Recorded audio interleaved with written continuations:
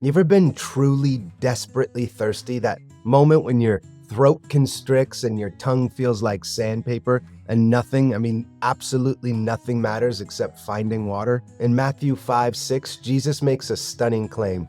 Quote, "Blessed are those who hunger and thirst for righteousness, for they will be fulfilled." End quote. Most of us read this as a nice sentiment about being good people.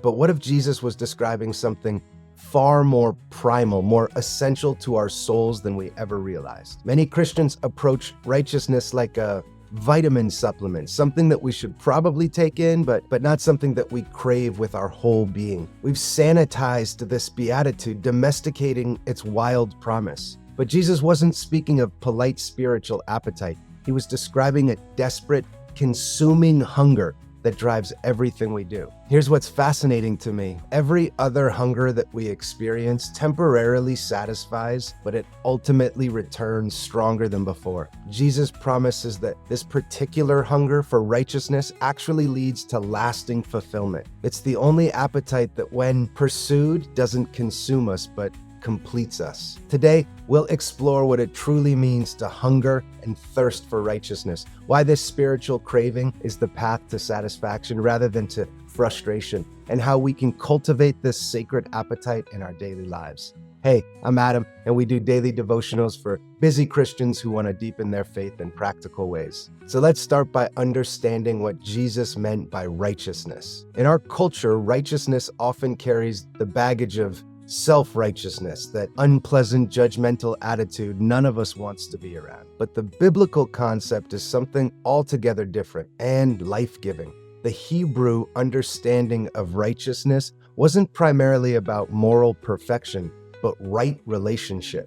To be righteous meant to be in proper alignment with God, others, and even creation itself. This alignment wasn't achieved through rigid rule following, but through a heart attuned to the rhythms of God's character. Think about this. Righteousness is less the memorizing sheet music and more the learning to dance with a beloved partner, sensing their movements, anticipating their steps, and finding joy in the harmony of moving as one. When Jesus speaks of hungering for righteousness, he's talking about soul-deep longing for this dance of alignment with the divine. And notice he doesn't say, "Blessed are those who are righteous," but rather, "Blessed are those who hunger and thirst for righteousness." The blessing isn't in having already arrived, but in the passionate pursuit itself.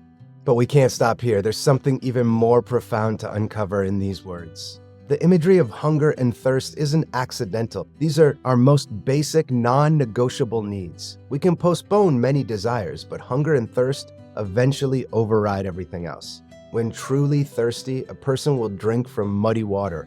When truly hungry, they'll eat what they once found repulsive.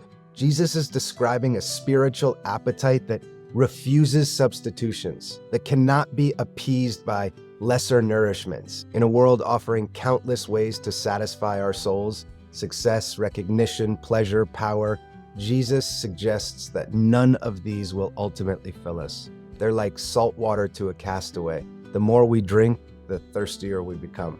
What would change in our lives if we hungered for righteousness, for alignment with God's heart, with the same intensity that we hunger for approval, for security, for comfort? What if we felt the absence of righteousness as painfully as we did physical hunger? Winter streams that have run dry leave beds of smooth stones waiting for rushing waters to return.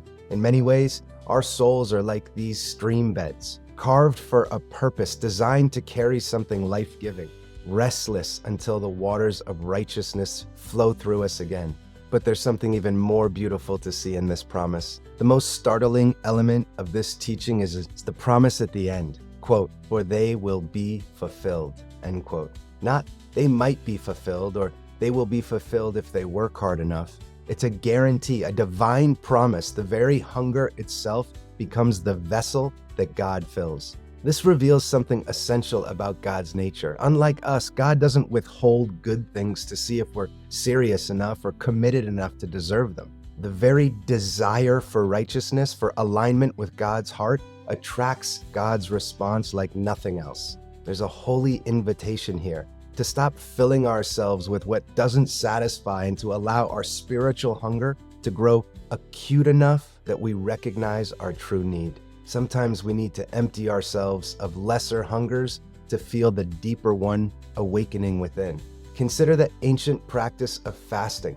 When we voluntarily embrace physical hunger, something very interesting happens. Our spiritual sensitivity often increases. Why? Because we're temporarily setting aside one appetite to awaken another. We're creating space to feel a deeper hunger. The empty field waits for snow in the winter, for wildflowers in spring, for golden wheat in summer. Similarly, our emptiness, honestly acknowledged, prepares us for filling. Our hunger embraced rather than denied becomes the prerequisite for feast. So as we close, I'm reminded of something I've observed countless times. We humans are masters at numbing our deepest hungers. We reach for our phones when silence grows uncomfortable.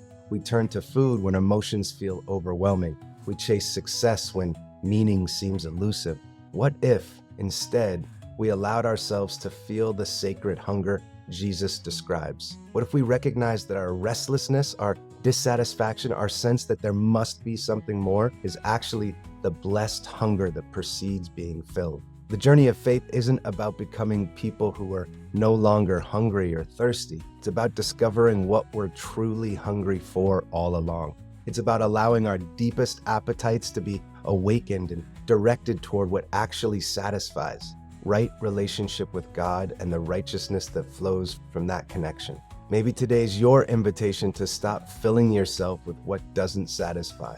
Maybe it's time to embrace the hunger, to let it grow acute enough that you recognize it for what it really is. Not a curse to be managed, but a blessing that precedes fulfillment. For in God's upside-down kingdom, the hungry are promised food. The thirsty are offered living water, and those who ache for righteousness will find themselves, at last, truly filled. Hey, I'd love to have you join our 30-day prayer challenge where we dig deep into Scripture, connect with God, and build a habit that lasts. Click the link below to get your free Faith Labs download and start today. Truly looking forward to seeing you there. Once again, my name's Adam Wilbur. I want to thank you for spending a minute here with me. As always, my friend, onward, and God bless you.